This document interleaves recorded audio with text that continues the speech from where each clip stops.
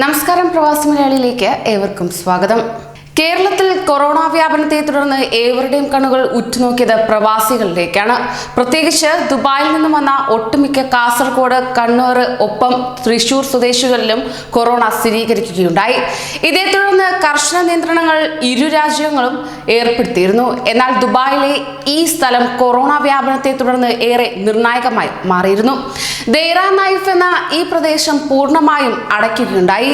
കർശന സുരക്ഷ ഏർപ്പെടുത്തിയൊപ്പം കർശന ജാഗ്രതയും നൽകിയിരിക്കുകയാണ്. എന്നാൽ ഓർക്കണം, ദൈറ നൈഫ് ദുബായിലെ മലയാളികളുടെ ഏക ആശ്വാസ കേന്ദ്രമാണ്. ജോലി തേടിയെത്തി ഒറ്റപ്പെട്ടു പോകുന്നവർക്ക് താങ്ങും തണലുമാകുന്ന ദൈറ ഉൾപ്പെടുന്ന അൽറാസ് ഏരിയ ഏറെ പ്രിയപ്പെട്ട സ്ഥലം തന്നെയാണ്. ഒപ്പം ഇവിടെ എത്തിയാൽ ആരും വിഷമത്തോടെ നിൽക്കേണ്ടി വരില്ല. എന്തായാലും ഒരു മലയാളിയെ ഇവിടെ കണ്ടുമുട്ടും. ഒപ്പം താൻ ഭക്ഷണം കഴിച്ചില്ലെന്ന് പറഞ്ഞു പോയാൽ വിഭവസമൃദ്ധമായ ഭക്ഷണവും നൽകും. തലചായ്ക്കാൻ ഇടമില്ലെന്ന് പറഞ്ഞാൽ ഒരു ബെഡ് സ്പേസ് അല്ലെങ്കിൽ തറയിലിട്ട് കിടക്കാൻ ഒരു പായെങ്കിലും സംഘടിപ്പിച്ചു കൊടുക്കുകയും ചെയ്യുന്നവരാണ് ഇവിടെയുള്ളവർ. എന്നാൽ കൊറോണ വ്യാപനത്തെ തുടർന്ന് ഈ ദൈറ നൈഫ് ഇന്ന് പൂർണ്ണമായും ലോക്ക്ഡൌണിലാണ്. ഇതേ തുടർന്ന് ഇവിടെ ചെറുകിട വ്യാപാരം നടത്തിയവരും അവിടെ ജോലി ചെയ്തിരുന്നവരുമെല്ലാം കഴിഞ്ഞ 3 ദിവസമായി താമസ സ്ഥലത്ത് നിന്ന് പുറത്തിറങ്ങുന്നുമില്ല. ശുചീകരണ പ്രവർത്തനങ്ങളിൽ പൂർണ്ണമായും സഹകരിച്ചുകൊണ്ട് പ്രവാസികളേവരും കർശന നിയന്ത്രണത്തിലുമാണ്. പ്രവാസികൾ ഏറെ ആശ്രയിക്കുന്ന ദുബായിലെ ഈ ദൈറ നൈഫിനെ കുറിച്ച് പറയാനുണ്ട് ഏറെ. ദുബായിലെ സ്വകാര്യ കമ്പനിയിൽ ജോലി ചെയ്യുന്ന ഫോട്ടോഗ്രാഫർ കൂടിയായ തൃശൂർ ഇരിങ്ങാലക്കുട സ്വദേശി നബീൽ അബൂബക്കർ എന്ന പ്രവാസി മലയാളി അവരിൽ ഒരാൾ മാത്രം. കൊറോണ വ്യാപനത്തെ തുടർന്നുണ്ടായ ലോക്ക്ഡൌൺ കാലത്തെ തന്റെ അനുഭവം പങ്കിടുകയാണ് ഈ യുവാവ്. 9 വർഷം മുമ്പാണ് ഞാൻ ഉപജീവനമാർഗം തേടി UAE-യിലെത്തിയത്. അന്നു മുതൽ താമസിക്കുന്ന ദൈറ നൈഫിനോട് ചേർന്ന സ്ഥലത്താണ്. ഗൾഫ് സ്വപ്നം കാണുന്ന ഏത് മലയാളിയുടെയും സ്വപ്ന ഭൂമിയാണല്ലോ ദുബായ്. ഇവിടെ ഏറ്റവും കൂടുതൽ മലയാളികൾ ജോലി ചെയ്യുന്ന സ്ഥലമാണ് നൈഫ്. മലയാളികൾ ഏറ്റവും കൂടുതൽ കാസർഗോഡുകാരാണ് ഇവിടെ ജോലി ചെയ്തു പോരുന്നത്. ജോലി തേടിയെത്തുന്ന എല്ലാ മലയാളികളുടെയും ഒരു അഭയ കേന്ദ്രം കൂടിയാണ് നൈഫിലെ മാർക്കറ്റ്.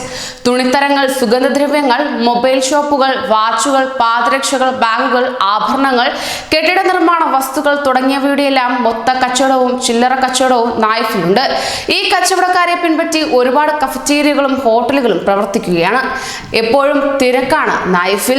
അതിനേക്കാളേറെ വിദേശികളും സ്ഥിരമായി വരുന്ന മാർക്കറ്റ്. ചൈനക്കാർ, ആഫ്രിക്കൻ വംശജർ, ഫിലിപ്പീൻസുകാർ, ബംഗ്ലാദേശുകാർ, ഇന്ത്യക്കാർ, പാകിസ്ഥാനികൾ, ഇറാനികൾ, അങ്ങനെ ഒരുപാട് രാജ്യക്കാർ തിങ്ങി നിറഞ്ഞു താമസിക്കുന്ന സ്ഥലം. ഉന്തുവണ്ടി മുതൽ ആഡംബര കാറുകൾ വരെ നൈഫിലെ റോഡിൽ നമുക്ക് കാണാൻ കഴിയും. നൈഫിൽ നിന്നുള്ളവരാണ്.